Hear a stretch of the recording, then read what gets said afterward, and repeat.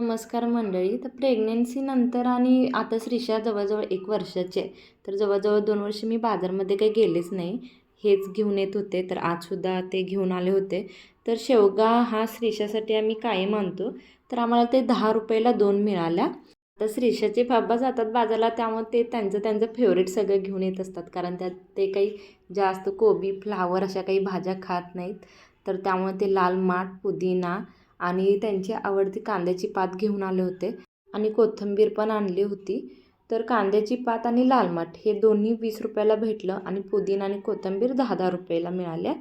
आणि प्रत्येक बाजारामधून ते भेंड्या आणतातच. त्यांना फ्राय भेंडी म्हणजे बेसन पीठ घालून भरलेली भेंडी फार आवडते.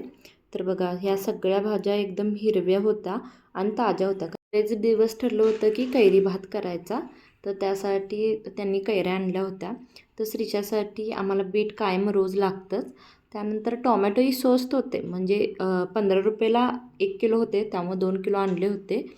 आम्हाला पहिल्यांदाच आता गावरान काकडी मिळाली होती. कायम त्या काट्या असलेल्या मिळायच्या. तर चला भेटू उद्याच्या ब्लॉगमध्ये. थँक्यू.